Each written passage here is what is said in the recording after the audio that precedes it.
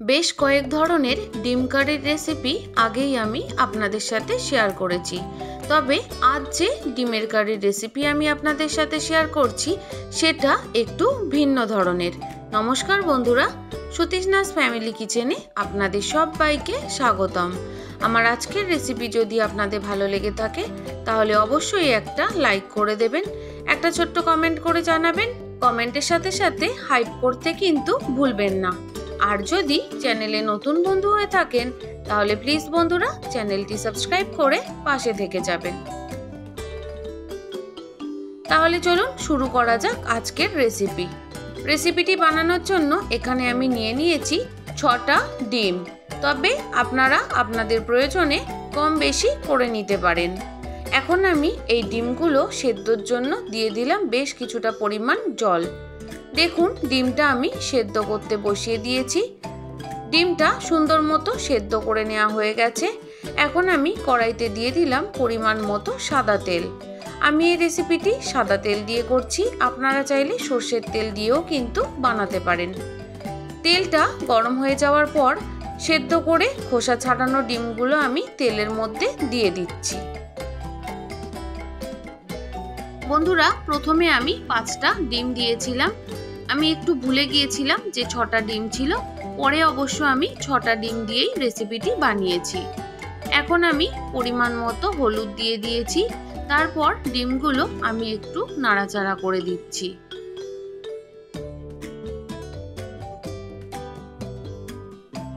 ডিমগুলোকে একদম লাল লাল করে ভেজে নেব। এই যে বন্ধুরা দেখুন, আমি কিন্তু পরে আবারও 6টা ডিম ভাজতে শুরু করেছি। পরে যে ডিমটা ছিল সেটা আমি দিয়ে আবারও সমস্ত ডিমগুলোকে লাল লাল করে ভেজে নিয়েছি। এখন আমি ডিমগুলোকে তুলে নিচ্ছি।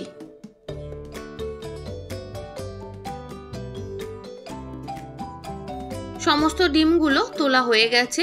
এখন আমি এখানে দিয়ে দিলাম নুন হলুদ মেখে রাখা বেশ কিছু গাঁটি কচু। আমি এখানে একদম ছোট ছোট সাইজের গাঁটি কচুগুলো নিয়েছি, তবে আপনারা ছোট বড় যে কোনো ধরনেরই গাঁটি কচু নিতে পারেন। প্রথমবার আমি এই গাঁটি কচু দিয়ে ডিম কারি বানিয়েছি, এতটাই দুর্দান্ত স্বাদের হয়েছে যে আপনাদের সাথে আমি শেয়ার না করে পারলাম না। গাঁটি কচু দিয়ে ডিমের কারি শুনে আপনারা হয়তো একটু অবাক হচ্ছেন, তাই না বন্ধুরা? তবে বিশ্বাস করুন এতটাই দুর্দান্ত স্বাদের হয়, একদম গাঁটি কচুগুলো রান্নার পর মোমের মতো গলে যায়, দুর্দান্ত খেতে লাগে। গাঁটি কচুগুলো সুন্দর মতো ভেজে তুলে নেওয়ার পর এখানে আমি দিয়েছি কেটে রাখা আলু। আলুগুলো আমি একটু লম্বা লম্বা করে কেটে নিয়েছিলাম। এখন আলুগুলোকে 1 মিনিট ভালো মতো ভেজে নেওয়ার পর রেসিপিটি বানানোর জন্য যতটা পরিমাণ নুনের দরকার আমি এই আলু ভাজার সময়তেই দিয়ে দিলাম। পরে অবশ্য যদি একটু নুনের দরকার হয় তাহলে দেব, আর যদি না দরকার হয় তাহলে আমি আর দেব না। এখন আমি আলুগুলোকে আবারও জোর আঁচে 2 মিনিটের মতো ভেজে নেওয়ার পর ঢাকনা দিয়ে গ্যাসের ফ্লেমটা একদম লোতে করে দিয়ে 3 মিনিটের জন্য ভেজে নেব। 3 মিনিট পর ঢাকনা খুলে আমি একটু নাড়াচাড়া করে 2 সাইড লাল লাল করে ভেজে নেব। আলুগুলো সুন্দর মতো ভেজে নেওয়ার পর এখানে আমি দিয়ে দিচ্ছি একটা বড় সাইজের কুচিয়ে রাখা পেঁয়াজ। পেঁয়াজগুলোকে আমি খুবই ছোট ছোট করে কেটে নিয়েছি। 1 মিনিটের মতো পেঁয়াজটা দেওয়ার পর নাড়াচাড়া করে নেব। বন্ধুরা, আপনারা কি গাঁটি কচু দিয়ে ডিমের কারি বানিয়েছেন? অবশ্যই কিন্তু কমেন্ট করে জানাবেন। 1 মিনিট নাড়াচাড়া করে নেওয়ার পর এখন আমি এখানে দিয়ে দেব আদা রসুনের পেস্ট। এখানে আমি 2.5 চামচের মতো আদা রসুনের পেস্ট দিচ্ছি। এখন সমস্ত কিছুকে খুব ভালো মতো করে মিশিয়ে নিচ্ছি। 2 মিনিটের মতো মিশিয়ে নেওয়ার পর এখানে আমি দিয়ে দিচ্ছি কিছু গুঁড়ো মশলা। দিয়ে দিলাম 1 চামচের মতো লাল লঙ্কার গুঁড়ো, সাথে দিয়ে দিলাম 1/2 চামচের মতো হলুদ গুঁড়ো, আর সাথে দিয়ে দিলাম 1/2 চামচের একটু বেশি জিরের গুঁড়ো। এবার দিয়ে দিচ্ছি সামান্য একটু জল, যাতে মশলাটা কষানোর সময় পুড়ে না যায় তার জন্য। গ্যাসের ফ্লেমটা একটু বাড়িয়ে দিয়ে দিলাম ভেজে রাখা গাঁটি কচু, সাথে দিয়ে দিলাম একটা মিডিয়াম সাইজের কেটে রাখা টমেটো। এবার সমস্ত কিছুকে খুব ভালো মতো করে মিশিয়ে নেব।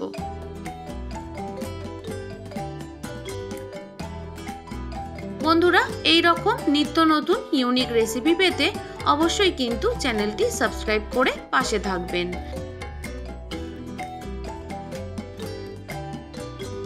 3 থেকে 4 মিনিট সময় ধরে জোর আঁচে খুব ভালো মতো করে নাড়াচাড়া করে কষিয়ে নেওয়ার পর এখন আমি গ্যাসের ফ্লেমটা কমিয়ে দিয়ে ঢাকনা দিয়ে রেখে দেব 2 মিনিটের জন্য।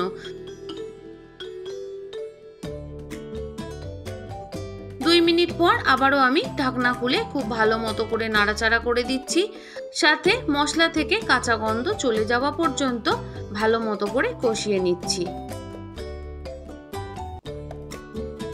যে সকল বন্ধুরা প্রত্যেক দিন আমার ভিডিওর সাথে সম্পূর্ণভাবে জুড়ে থাকেন তাদের সবাইকে জানাই অনেক অনেক শুভেচ্ছা, অনেক ভালোবাসা।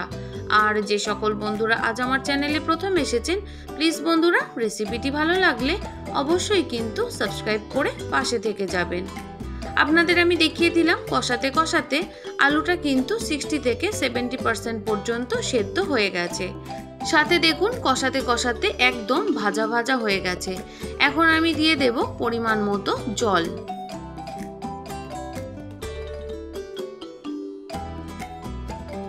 এখন একটু ভালো মতো করে নাড়াচাড়া করে নিচ্ছি।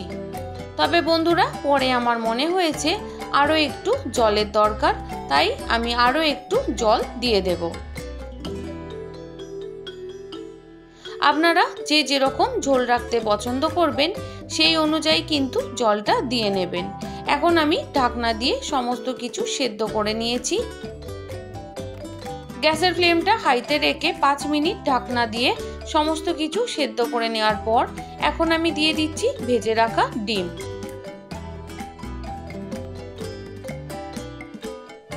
সমস্ত ডিমগুলো দেওয়া হয়ে গেছে। এখন আমি আবারও খুব ভালো মতো করে মিশিয়ে নিচ্ছি। আবারও আমি 5 মিনিটের জন্য ঢাকনা দিয়ে দেব। 5 মিনিট পর ঢাকনা খুলে আমি এখানে আরও একটু নাড়াচাড়া করে দেব। সাথে আমি দেখিয়ে দেব যে ঝোলটা অনেকটাই কমে গেছে। আর দেখুন আমি একটা কাটি কচু আপনাদের খুন্তি দিয়ে কেটে দেখালাম, একদম মোমের মতো গলে গেছে। যেহেতু আমি ডিমের কারি বানাচ্ছি তাই ঝোলটা আমি একটু কমই রাখবো। এখন আমি দিয়ে দিচ্ছি অল্প একটু ধনেপাতার কুচি। আমি এখানে কোনো রকম গরম মশলার ব্যবহার করব না, তবে আপনারা যদি চান সেক্ষেত্রে আপনারা অল্প একটু গরম মশলার ব্যবহার করতে পারেন। ধনেপাতাটা দিয়ে আবারও আমি ভালো মতো করে মিশিয়ে নিচ্ছি। তারপর আবারও আমি 2 মিনিটের মতো ফুটিয়ে নেব।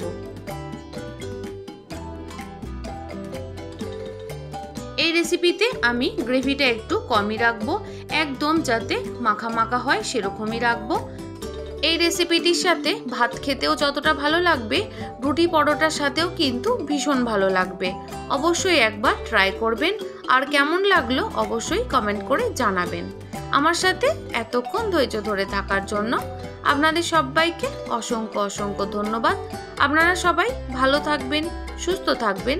যদি রেসিপিটি খুব খুব খুব বেশি ভালো লাগে তাহলে অবশ্যই কিন্তু নতুন বন্ধুদের সাথে শেয়ার করে দেবেন। আর অবশ্যই কমেন্টের সাথে সাথে হাইপ করতে ভুলবেন না। তাহলে আজ এখানেই শেষ করলাম। কাল আবারও একটা নতুন কোনো সহজ রেসিপির সাথে চলে আসছি। আপনারা প্রত্যেকে ভীষণ ভীষণ ভালো থাকবেন।